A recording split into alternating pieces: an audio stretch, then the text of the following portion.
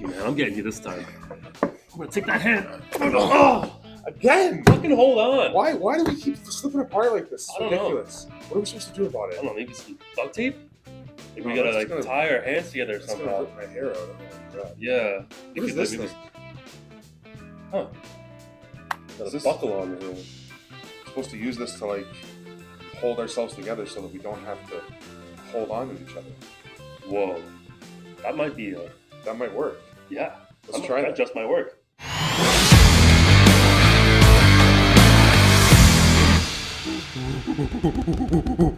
What's up, guys? I'm Alex. I'm Jason. We're the Table Monkeys, and we're here with another video. Today we are going to be talking about the strap and applying the strap. If you saw one of our most recent videos, we were talking about getting your strap on and all the intricacies of how to pull in the strap. In producing that video, we kind of realized, oh shit, we don't really have a really good in-depth explanation of how to put the strap on, so we might as well do that. Yeah. All high-level matches are going to go to the strap. So you got to know how to put the strap on first and then how to pull in the strap effectively. Yeah, and we mentioned in the last video, there's a lot of clubs that we see that just they're almost afraid of it, like they don't know how to put it on. So they'll spend a lot of time either hanging on or just slipping apart and spending so much time in their arm wrestling practice sort of working on skills that aren't really going to help them when they get to an actual match. And like Alex just said, all high-level matches pretty much go to this thing, so you got to know how to use it. Mm-hmm. And the first thing to using it is applying it. Yep. So I'm going to apply it, which means that Alex is going to get the buckle. And since we both know how to apply it in a practice, we'll make sure to alternate back and forth, because even though when you get a really fair strap, it doesn't make a huge difference. It does feel a little different on your hand, just the way that it feels on the back of your hand. So yeah, it's slightly uncomfortable to have the buckle pressing into your hand, but that's the only real difference I noticed. If it's fair, if the strap fair, is really yeah. fair. But the point is, you want to feel both. So don't be the only guy in practice that knows how to apply the strap, and therefore you're never getting the buckle, because just getting it in a tournament, even if it's a nice strap, might feel different. Mm-hmm. So again, practice everything that you can in order to be ready. So first thing is strap placement. Buckle just a little bit beneath the thumb. I don't want it all the way down here, and I don't want it like way deep in my hand like that. So I usually like to line the stitching just below the webbing. And then we've got both our webbings even. We're both comfy with where we are in our hand. Like I'm not way too deep. He's not way too deep. We're not rising on each other. We're nice and fair. And then we're going to close our thumbs. This is just going to keep the strap in place so that we can apply it.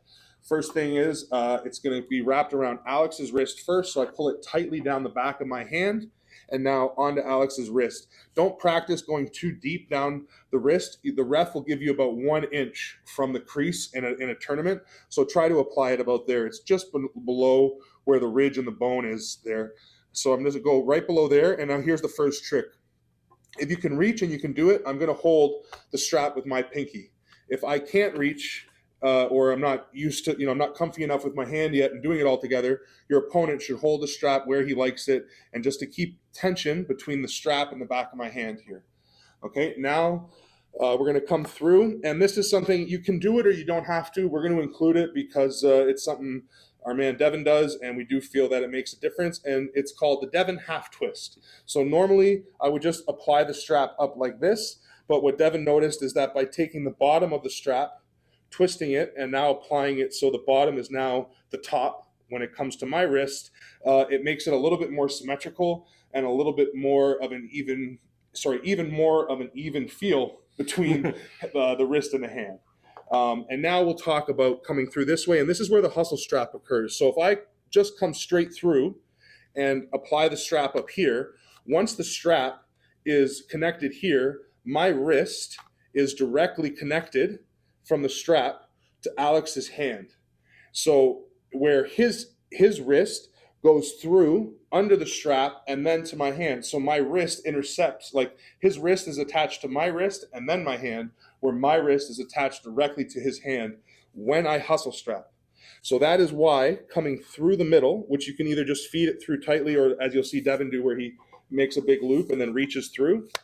Once it's through there, now my wrist attacks his wrist, his hand attacks my hand. They're connected symmetrically. There isn't a big advantage where it's wrist to hand for one side of the strap. And that's what the hustle strap's about, and that's why you want to make sure to strap through the middle. And if you're getting strapped at a tournament, you want to pay attention to that ref, especially if he's one of those older guys, because those guys like to strap like they did back 20 years ago, and they just wrap it right underneath. Speaking to you, Ontario refs. Yeah, speaking all older refs who don't know about that. Remember the Bowen Chance match back forever ago? That guy hustle strapped the whole time. Anyway, hustle strap does matter. And one of the things that you want to make sure when we're feeding through here is you want to get it tight. Now, keep it tight against the wrist. There's two ways to do that. One way you'll see Devin do all the time is he pulls his elbow towards his opponent, pulls through. That gets it nice and tight. And now when we come back and finish strapping, it'll stay nice and tight through the wrists. Some people feel that like he's getting some sort of an advantage in the hand when he does that. If you're being fair with your training partner, that shouldn't happen. But a way to mitigate that in case you do feel that is pull the strap through, bring it up and grab it. And now take your finger, grab near where the straps connect, and just tighten it quickly by looping it around, and you'll get rid of that sort of the slack, thank you, and make the tension better. So now when I pull it through, it feels really tight. And now here's the last part. One of the main things in applying the strap is you want to keep it tight the whole time you're doing it, right? Mm-hmm. So first thing you saw, that little trick I said with my pinky down here, if your training partner can help you keep the strap tight, that's all great. But this final little bit is something we noticed from Bill Collins, and we found it really, really helps in getting a super fair and super tight strap.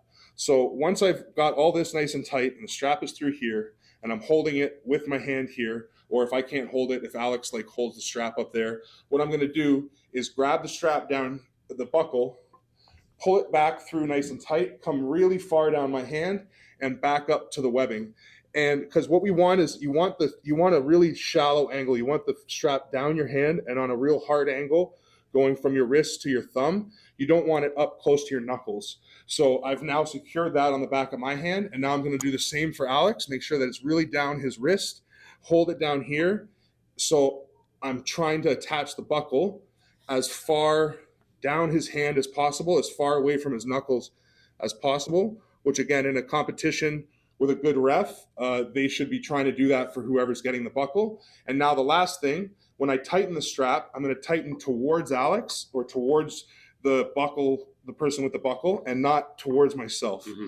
If I pull towards myself, again, it's going to pull the strap so it ends up close to his knuckles, and we want it close to his wrist.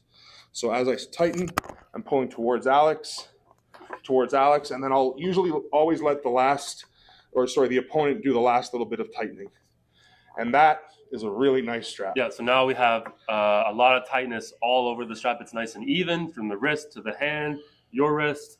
It all feels very even, symmetrical. Our palms are touching if we try to pull our palms apart, it's basically impossible. But we're super connected, so everything I do, he feels same. And vice versa. Yeah. And that's the most important thing about a strap, and that's mainly what we talk about in the last video is all the different pressures that you can apply once you learn how to get a good strap, and that's why you want to get a good strap. Yep, and then you can start learning how to arm wrestle in the strap so you can be a better arm wrestler yourself. Exactly. So that's the video. Like the video, comment, share, subscribe, all those things. On yourself. Peace.